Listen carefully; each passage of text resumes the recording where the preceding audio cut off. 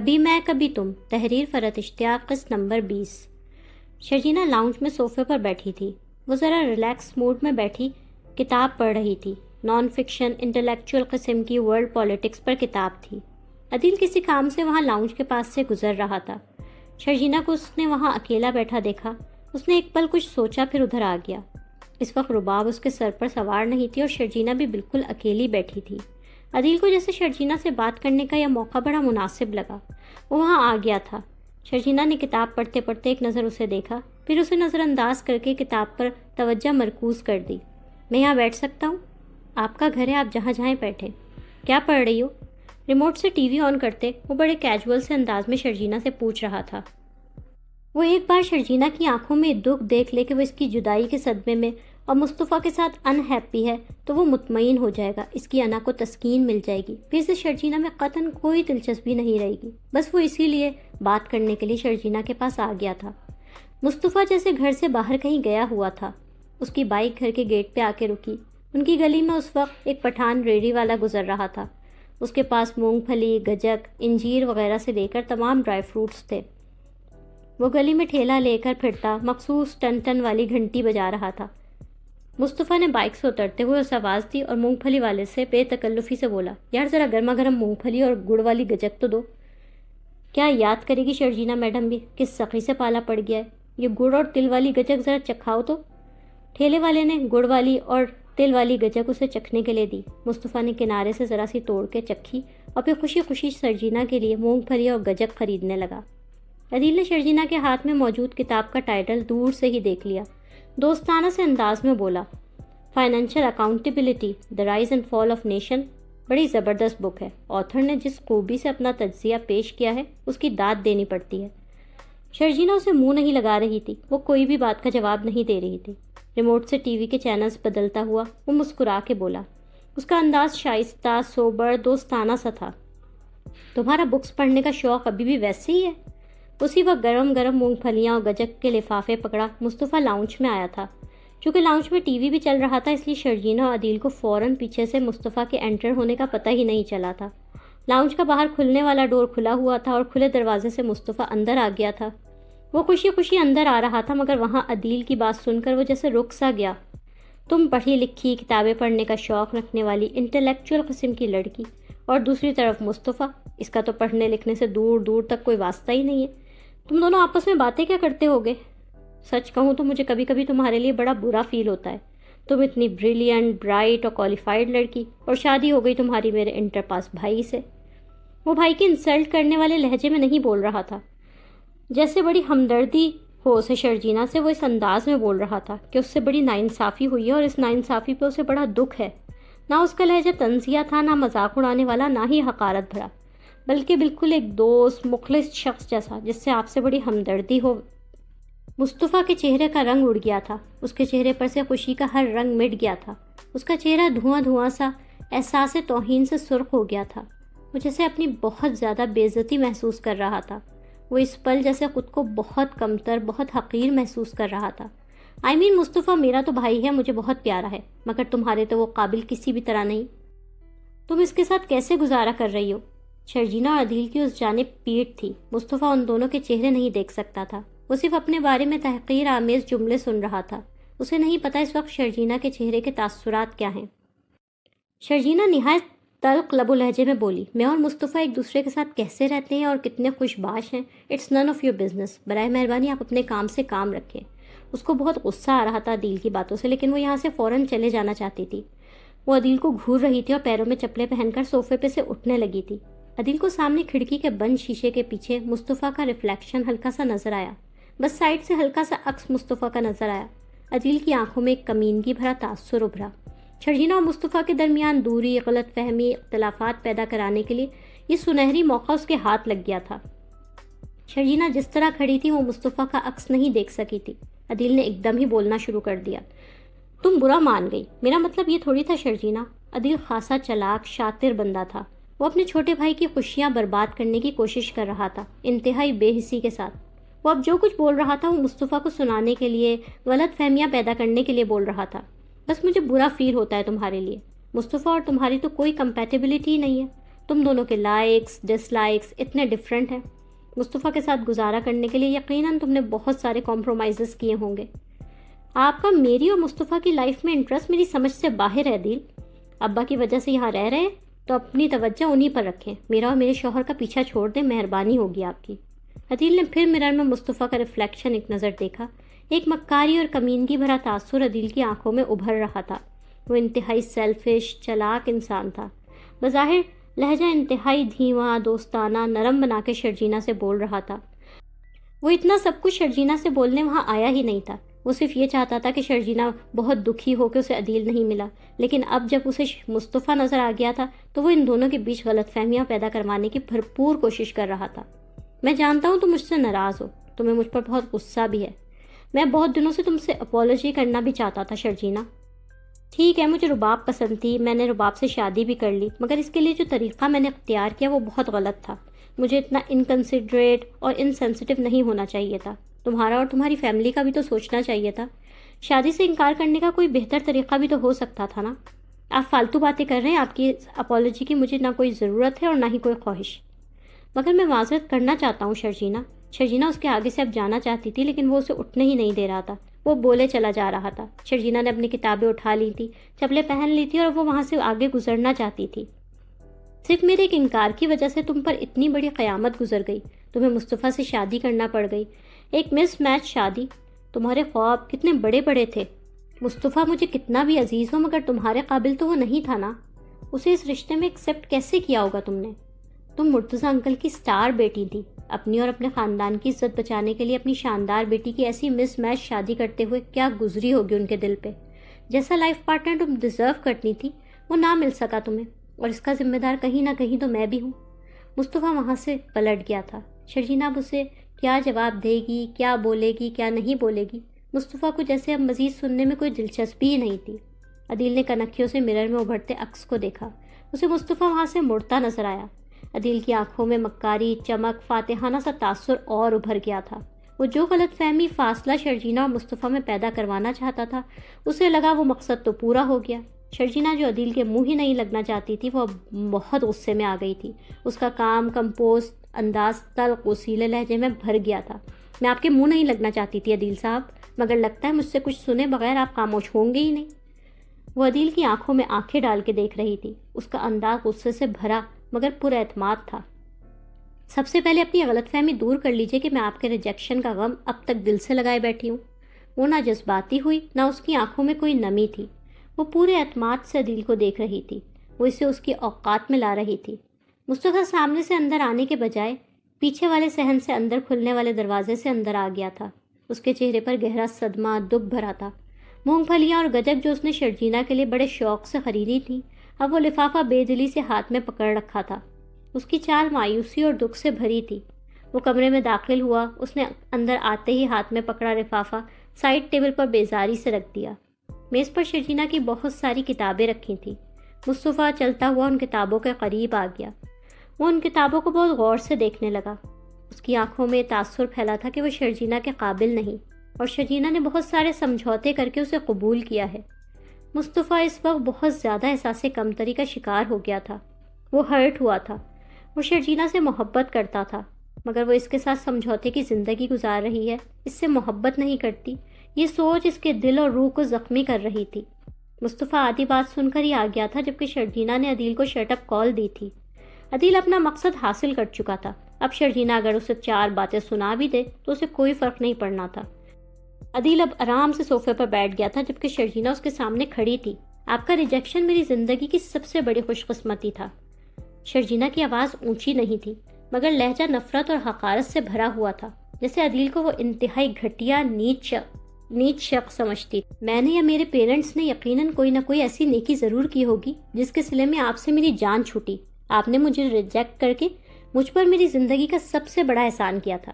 اس rejection سے مجھے آپ جیسے سیلفش اور سیلف سینٹرڈ انسان سے نجات ملی. مجھے میری کھوئی ہوئی عزت نفس واپس ملی اور مجھے مصطفیٰ ملا. نہ آپ مجھے ریجیکٹ کرتے نہ مجھے مصطفیٰ جیسا بہترین ہم سفر ملتا. انفیکٹ آپ کا تو مجھے شکریہ ادا کرنا چاہیے Adeel. Because of your rejection I found my true love. Companionship کے صحیح معنی مصطفیٰ کے ساتھ زندگی گزار کر سمجھ میں آئے.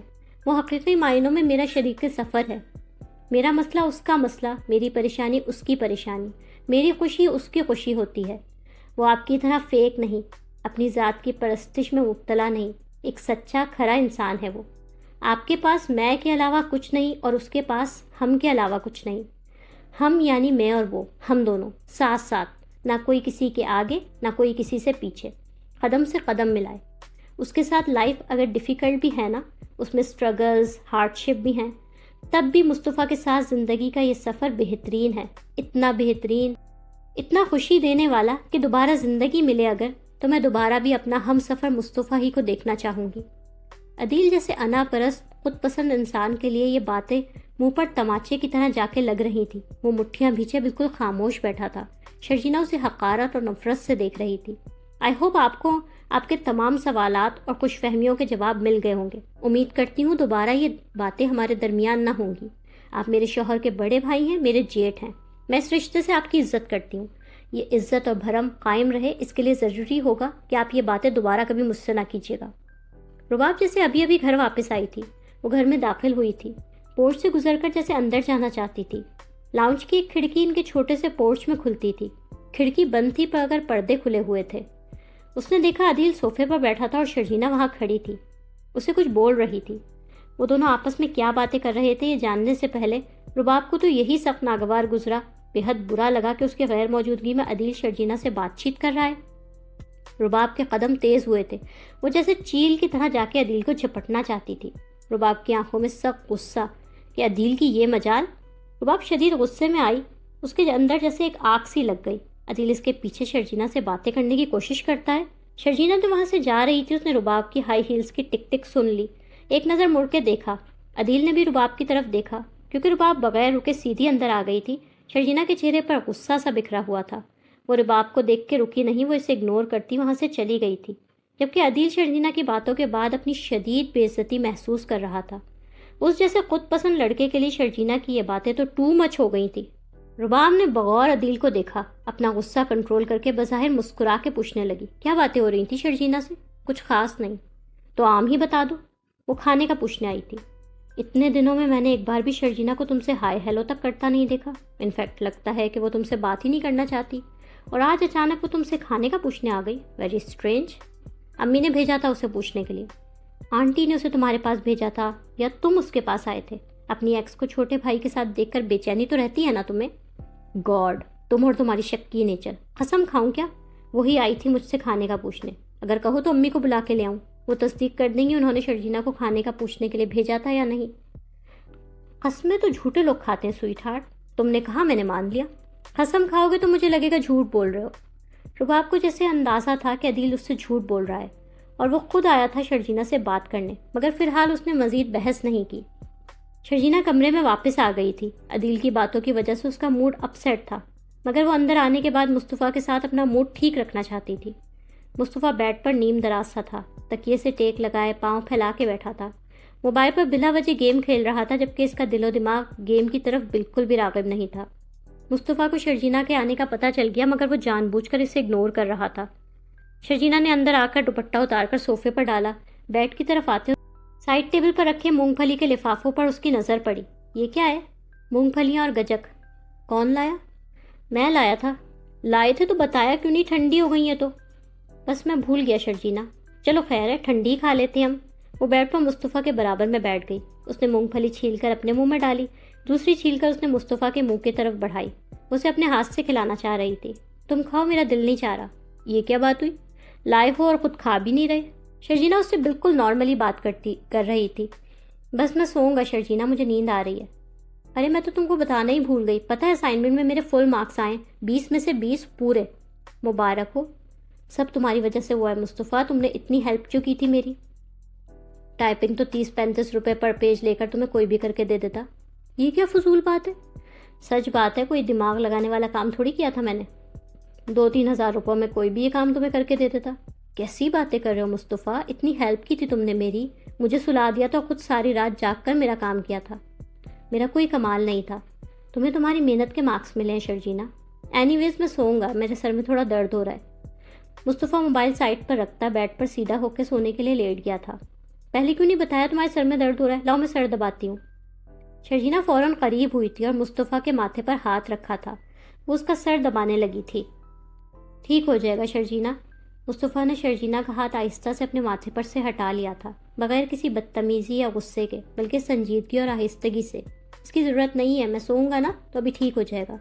مصطفیٰ نے کروٹ دوسری طرف کر لی تھی، آنکھیں بند کر لی تھی، جیسے وہ واقعی سو جانا چاہتا ہو، اور آنکھوں پر بازو بھی رکھ لیا تھا۔ شرجینہ کچھ خاموش اور کنفیوژن سے اسے دیکھ رہی تھی۔ اسے ایسا لگ رہا تھا کہ مصطفیٰ کا موڈ کسی وجہ سے اپسیٹ ہے۔ وہ کچھ بولنے لگی، اس نے بولنے کے لیے منہ کھولنا ہی تھا، مگر پھر کچھ سوچ کر اپنے لب واپس بھینچ لیے۔ وہ مصطفیٰ کو سونے دے رہی تھی۔ اسے لگا اس وقت وہ بات چیت نہیں کرنا چاہتا تو وہ اسے تھوڑا سا اسپیس دے دے۔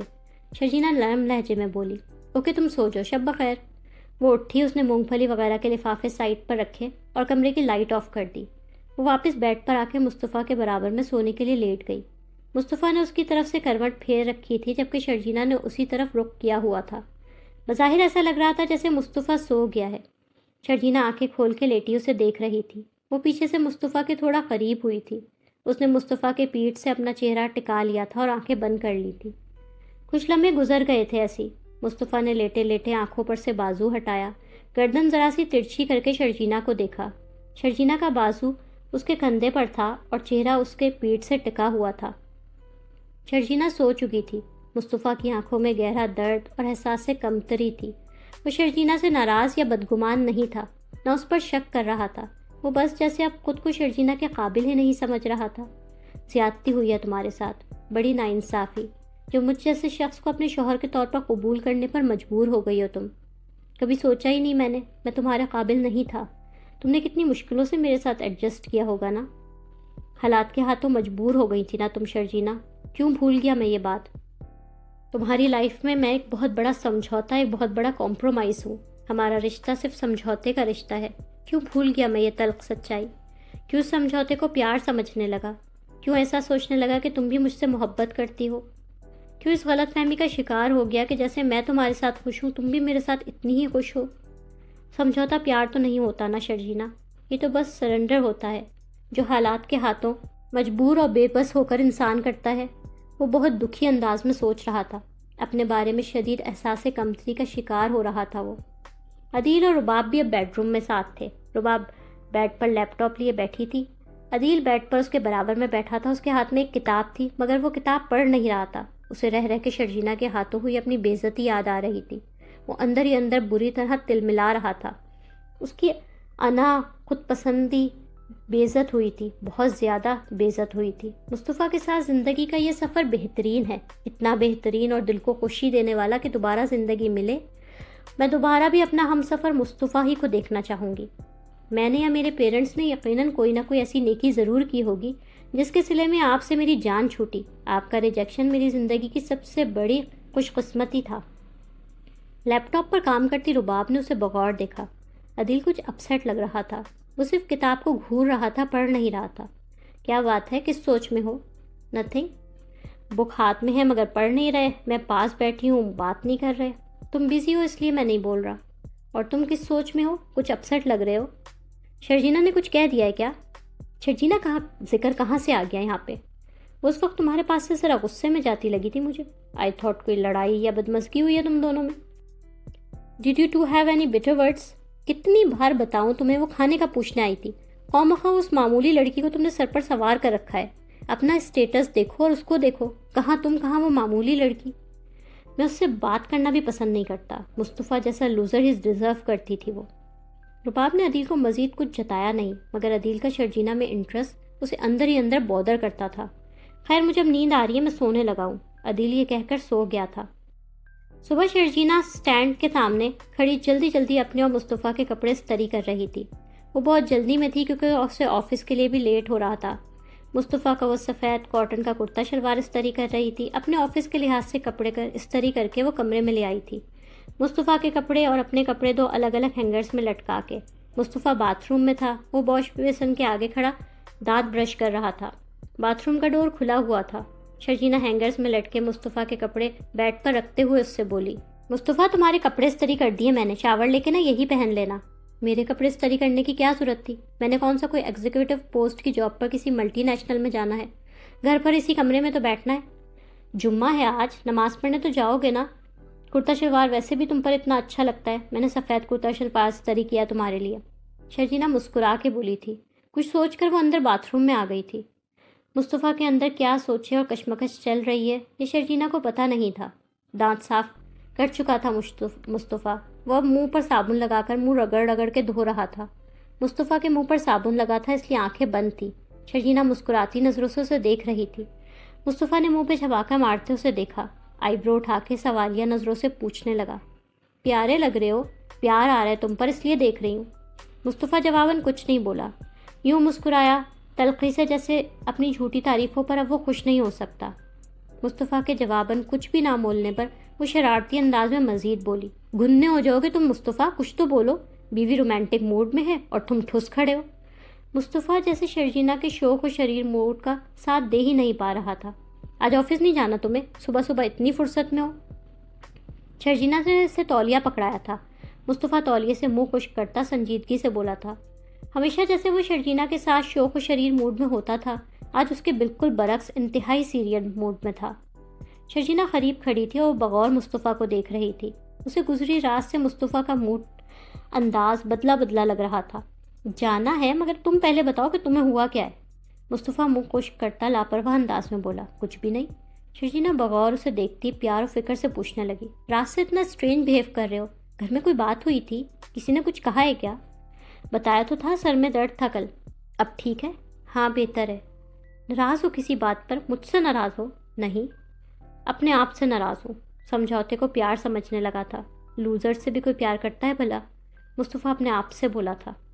سچ بتاؤ, موڈ خراب ہے نا تمہارا کسی بات پہ؟ تم اپسیٹ ہو کسی چیز سے؟ میری کوئی بات تمہیں بری لگی ہے مصطفیٰ؟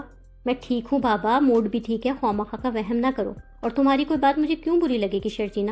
مجھ ناکارہ کی خاطرداریاں خدمتیں تو کرتی رہتی ہو 24 گھنٹے, اس سے زیادہ اور کیا کرو گی میرے لیے؟ یہ کیا بیکار کی باتیں کرتے رہتے ہو, تم کیوں ناکارہ ہوئے؟ اوکے, نہیں ہوں میں ناکارہ, بڑا کارآمد ہوں. اب تم میری فکر چھوڑ دو اور آفس کی تیاری کرو. آج اگر وین مس کی نا تو میں تمہیں چھوڑنے بالکل بھی نہیں جاؤں گا. شرجینہ آفس آ گئی تھی. کام کرتے کرتے اسے ایک دم مصطفیٰ کا خیال آیا. اس نے اپنی کیوبیکل میں بیٹھے بیٹھے ہی مصطفیٰ کو کال کی. دوسری جانب مصطفیٰ گھر میں اپنے کمرے میں میز کے آگے بیٹھا اپنے آفس کا کام کر رہا تھا. اس کا چہرہ سنجیدہ تھا. اس نے موبائل پر شرجینہ کی کال آئی. مصطفیٰ نے کام کرتے کرتے کال ریسیو کی, مگر اس کے انداز میں شرجینہ کے لیے درپردہ ایک فاصلہ سا آ گیا تھا. ہیلو, کیسے ہو مصطفیٰ؟ ٹھیک. ہیڈیک ٹھیک ہو گیا نا؟ ہاں ٹھیک ہے. اور موڈ اب کیسا ہے؟ وہ بھی ٹھیک ہے. رات کے کھانے میں کیا کھاؤ گے بتاؤ, میں گھر آ کے نا آج تمہاری پسند کا کھانا بناؤں گی. جو امی کہیں گی بنا لینا یار. میری دلداریاں اور خدمت گزاریاں چھوڑ دو, آفس میں ہو, اپنا کام کرو شرجینہ. تمہیں اپنی جاب کی طرف سے کوئی ٹینشن ہے کیا مصطفیٰ؟ تم بہت اکھڑے اکھڑے بیزار سے لگ رہے ہو کل سے. مجھے بتاؤ ہوا کیا ہے؟ کوئی ٹینشن نہیں ہے شرجینہ, سب سیٹ ہے. اب تم بھی اپنا کام کرو, مجھے بھی میرا کام کرنے دو. مصطفیٰ نے یہ کہہ کر فون بند کر دیا. شرجینہ کو اندازہ تھا کہ مصطفیٰ کو کوئی نہ کوئی بات ہے جو بودر کر رہی ہے, لیکن وہ خاموش ہو گئی تھی. رباب اپنی پراڈو خود ڈرائیو کر رہی تھی. گاڑی کسی مصروف سی سڑک پہ تھی. وہ ڈرائیو کرتے ہوئے اپنے باپ سے فون پر بات کر رہی تھی. تم عدیل کے پیرنٹس کے گھر چلی گئی ہو, دونوں ہاتھوں سے اپنا پیسہ عدیل اور اس کی فیملی پر لٹا رہی ہو. یہ کیا کر رہی ہو رباب, تمہیں ہو کیا گیا ہے؟ منصور خان رباب کو غصہ ہو کر بول رہے تھے. میں سمجھتا تھا میری بیٹی بہت ذہین ہے, اسے لوگوں کو ان کے اوقات میں رکھنا آتا ہے, مگر تم بری طرح یوز ہو رہی ہو عدیل کے ہاتھوں. دوسری جانب رباب گاڑی ڈرائیو کرتی ہوئی بڑی کام اور کمپوز سی تھی. ریلیکس ڈیڈی, کوئی مجھے یوز نہیں کر رہا اور نہ کر سکتا ہے. عدیل میری نالج میں لا کر پیسہ خرچ کرے یا مجھے بغیر بتائے, سب کچھ مجھے پتہ ہوتا ہے.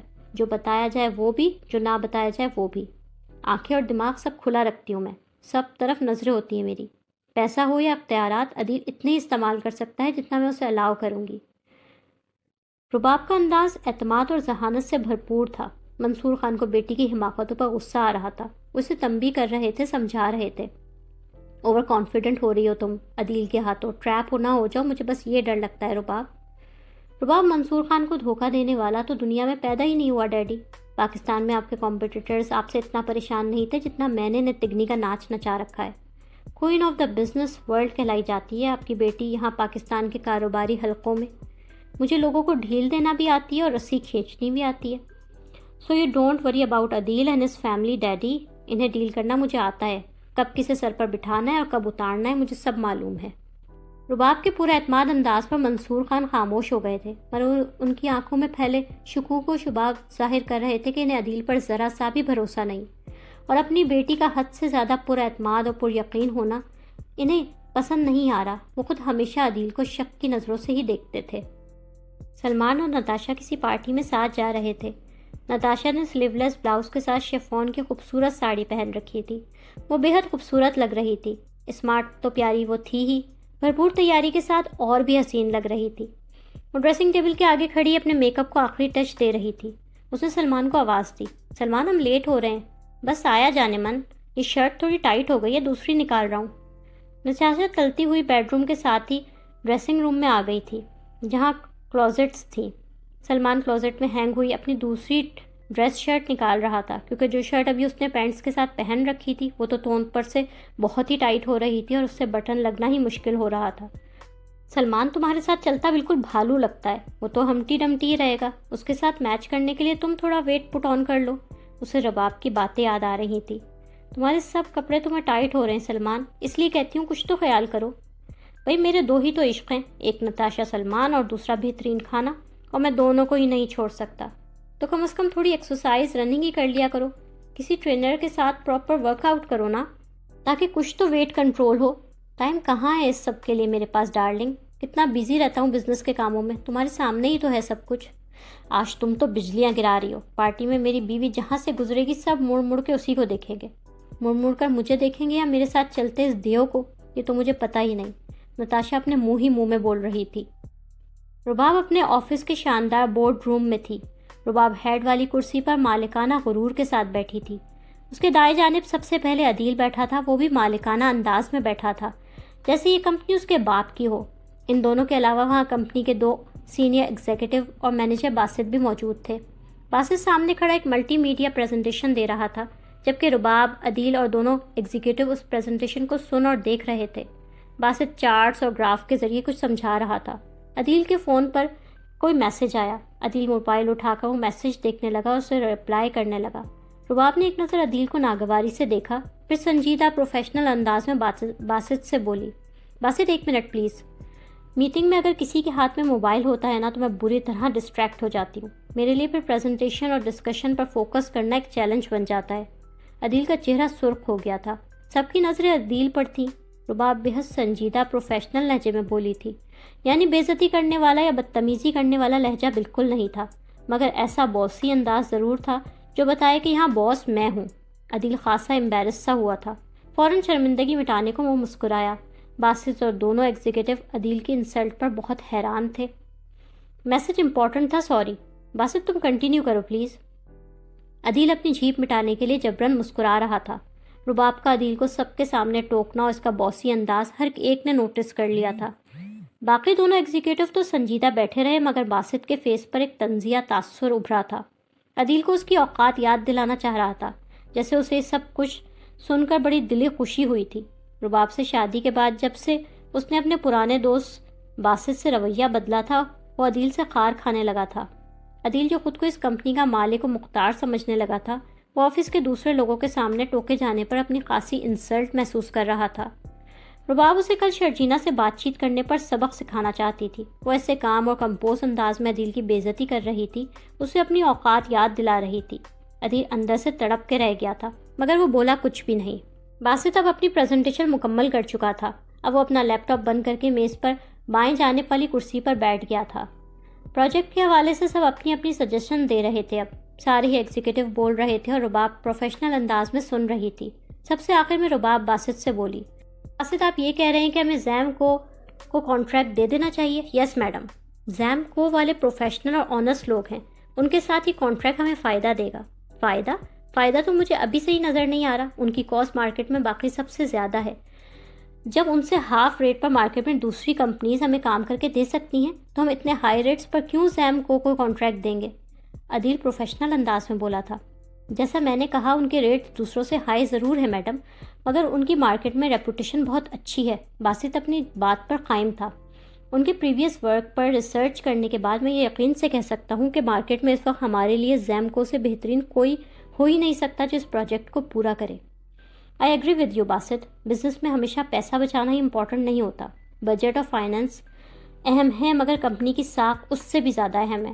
ہمیں پریفر کام کو کرنا چاہیے چاہے پیسہ ہمارا زیادہ ہی کیوں نہ لگے. یہ ہماری ساکھ اور نام کا معاملہ ہے. دورانی صاحب اب سیم کو کے ساتھ باقی معاملات ڈسکس کر کے کانٹریکٹ تیار کروائیں. ان کے ساتھ یہ کانٹریکٹ اسی ہفتے میں ہو جانا چاہیے. شیور میم. رباب بھرپور سنجیدگی پروفیشنل ایٹیٹیوڈ کے ساتھ بولی تھی. عدیل ایک ہی میٹنگ میں دوسری بار اپنی بے عزتی محسوس کر رہا تھا. اس کا چہرہ شرمندگی سے سرخ، آنکھوں میں دبا دبا سا غصہ تھا، مگر اوپر سے وہ خود کو کنٹرول رکھے ہوئے تھا. وہ اپنے اندرونی جذبات بالکل بھی چہرے پر نہیں لا رہا تھا.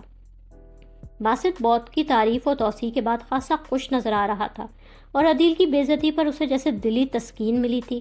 عدیل اور باسط ایک لمحے کے لیے نظریں دونوں کی ملی تھی. عدیل کو باسط کی آنکھوں میں اپنے لیے طنزیہ تاثر نظر آیا. وہ جیسے عدیل کو طنزیہ نظروں سے یہ جتا رہا تھا کہ بڑا خود کو اس کمپنی کا مالک سمجھنے لگے تھے. کر دی نا باس نے ایک لمحے میں تمہاری بے عزتی، تمہیں تمہاری اوقات یاد دلا دی نا. عدیل نے چہرے کو بالکل سنجیدہ اور بے تاثر بنا رکھا تھا مگر اندر ہی اندر وہ سخت غم و غصہ محسوس کر رہا تھا. رباب واپس اپنے آفس میں آ گئی تھی. وہ اپنے شاندار آفس میں بیٹھی ہوئی تھی اور کسی سے فون پر بات کر رہی تھی. عدیل چہرے پر ناراضگی بھرے تاثر لے کے وہاں آیا تھا. رباب نے فون پر بات کرتے کرتے اسے دیکھا. عدیل مالکانہ سے انداز میں اس کے سامنے کرسی پر بیٹھ گیا تھا. جی انکل، ڈیڈی بالکل ٹھیک ہے، بس یہاں بزنس مجھے سونپ کر وہ خود تو اب لندن میں ہو گئے ہیں. وہ اسے لفٹ کرائے بغیر فون پر اپنے انکل کے ساتھ گپ شپ کرنے میں مصروف تھی.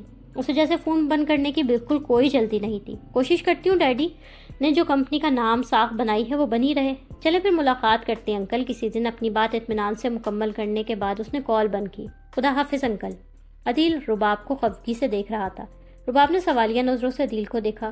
عدیل ناراضگی بھرے انداز میں بولا، آج میٹنگ میں کیا طریقہ تھا تمہارا بات کرنے کا رباب؟ اب اگر تم خود ریئلائز نہیں کر رہے کہ تم میٹنگ کے دوران ہو اور فون یوز کرنا نہیں چاہیے تمہیں، مجھے ڈسٹریکٹ اور ڈسٹرب کر رہے ہو تو مجھے بتانا تو پڑے گا نا، مگر سب کے سامنے. میں یہاں کوئی عام امپلائی نہیں، تمہارا شوہر ہوں. اوپر سے میرے پروپوزل کے اوپر تم نے باسط کے پروپوزل کو پریفرنس دی. کمپنی کا کتنا بڑا پیسہ لگ رہا ہے کانٹریکٹ کر کے. مارکیٹ میں دوسرے بیٹر آپشنس ہیں زیمکو کے مقابلے میں، مگر ان میں سے کسی کوئی پروجیکٹ نہ دے کر تم کاسٹ اپنی بچا سکتی تھی، لیکن تم نہیں بچا رہے. یہ میرے ڈیڈی کی بڑی محنت سے بنائی کمپنی اور بزنس ہے. ڈونٹ ٹیل می تمہیں اس کا درد مجھ سے اور ڈیڈی سے بھی زیادہ ہونے لگا ہے. I know what I am doing so you please don't worry. Rabab خاصی سارکیسٹک سی ٹون میں بولی تھی. عدیل اپنا سا منہ لے کے رہ گیا تھا. لائک، کامنٹس، شیئر کریں اور تازہ ترین اپڈیٹس کے لیے سبسکرائب کریں.